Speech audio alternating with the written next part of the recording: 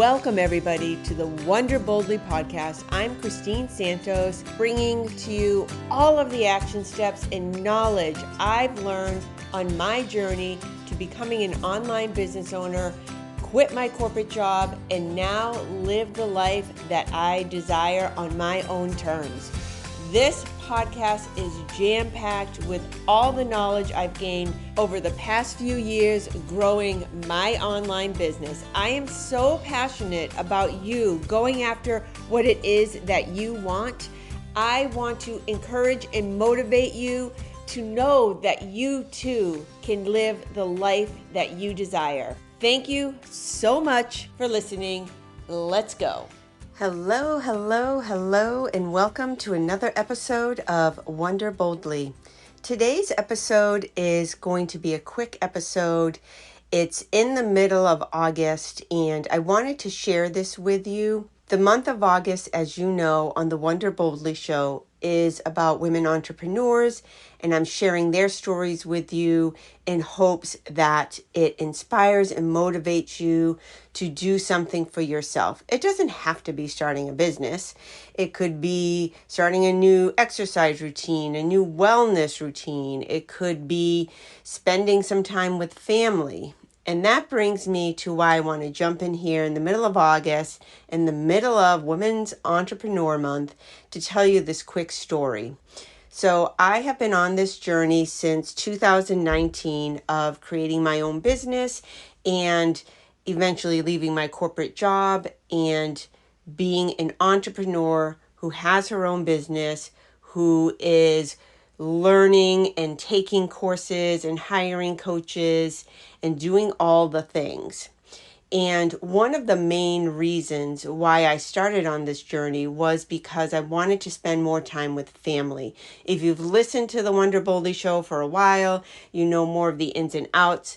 But all to say for this episode, it was to spend more time with family. And if you're listening and you are an entrepreneur and you are working to grow your business, you know how busy we can get. I actually work way more now than I did in my 9-to-5 corporate job. Now, my 9-to-5 corporate job wasn't just clocking in at 9 and leaving at 5. I was in upper management and we were a growing company and we were very busy. I'll just leave it at that. We were very busy and there were many nights and weekends and travel and all the things. And still, I feel like I work more now than I did then, but it's a completely different feeling. I love what I do. I can make my own hours. It's phenomenal. So, along that journey, I have had to learn so many things and still need to learn so many things. And I have paid for courses. I have hired coaches. I have hired team members, worked with clients. If you, again, have listened to Wonder Boldly, you know I have worked for a client that actually never ended up paying me.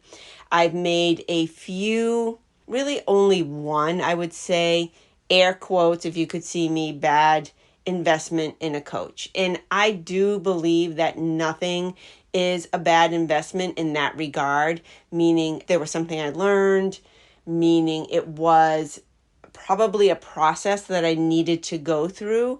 And I went through it sort of early on and maybe all for the best. So as I continue to hire coaches and take courses, I have a little bit more of a discerning eye. I know a little bit more of what works for me and what the right fit is for me. So that being said, since 2019 to we're currently in 2023, I have spent tens of thousands of dollars on my business, whether that is the courses I take, the coaches I hire, the tools I've used, the tools I've paid for and then decided they weren't the right fit, all of the things. So typically when I go into the new year, if you will, I plan out my budget. So I know this is the percentages that I'm going to spend on coaches and courses and my education. This is the percentage I want to spend on tools and so forth. And sure, every once in a while things sneak in, if you will, or I change my mind, or I find a good reason for doing something that maybe wasn't in the plan. So this year, I have stayed the course for my financial plans for my courses and my coaches. And I just recently hired a new coach, and I was actually going to hire a second coach. I've done that before. I think it's really helpful for me. Again, I'm speaking for me, because some people feel like stay with the same coach for a long time. I do have a coach that I've been with for quite a while, but I like to hire new coaches, get new ideas. That really just motivates me. So anyways, I had on the table new programs and 2 new coaches, and that was in the budget and what I was planning on doing. It was a little bit, let me take a step back and really be transparent. It would have been a little bit more than what was in the budget, but I do believe in investing in yourself, putting money out into the world, and growing from those experiences, getting uncomfortable. I believe in all of that because I have the data to prove from my own experiences that it's absolutely true. So I was okay with spending the money. And then I paused and thought, remember why I'm doing this. And that is to spend more time with family. So I saw this opportunity to take my mom away for a weekend. And I'm a hotel snob. I have very high standards of when I go away. And there was this place that I would really wanted to stay at. Again, a little bit outside my budget, but still within reason. And I thought, now is the time to create those memories and plan this trip with my mom. The opportunity is there in regards to time and what we have on our plate as responsibilities. And I thought, you know what? Instead of hiring that second coach, which I'm sure would have been fabulous, I'm going to put that money towards time away with my mom. Now, if you're listening and paying attention, you hear me say that I already hired another coach. I already paid for another course. So I'm still growing my business and still learning and still being educated. I just decided to allocate the money that I was going to spend on another coach to this time with my mom. And I couldn't be happier about it. We haven't gone away yet. It hasn't happened. And I'm so happy with that decision. We talk about it even leading up to the trip. We're talking about it. We're both excited. It's so wonderful to really put an emphasis on creating memories. So I wanted to share that. I wanted to share that story if that inspires you to sort of relook at as we're heading into the end of the year.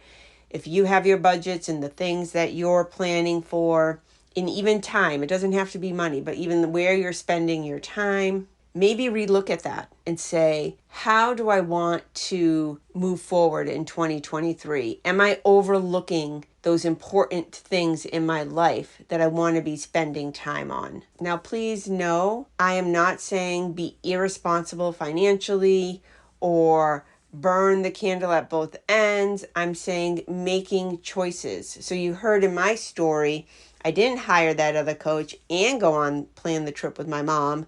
I decided not to hire that other coach. And that's the right decision for me. So I'm so looking forward to this trip. I've already had so much fun just planning it. And like I said, talking to my mom and then thinking about sharing this with all of you. I'm so happy to share this with you. I'm so excited about it. And I'll have to tell you how it all goes. And we are going to create memories of a lifetime. My mom is 84, and I feel so very blessed that we have such a beautiful relationship and that she is able to get out and go on this trip with me. So I'm seizing the moment and making memories for us and enjoying being in the present, enjoying planning and talking to her about it. And when we're there, I'm sure we'll have a marvelous time. All right. I hope this episode inspired you to think about how you want to move forward in 2023 and maybe implement some things to create those memories of a lifetime. Thank you so much for listening. And until next time, continue to wonder boldly.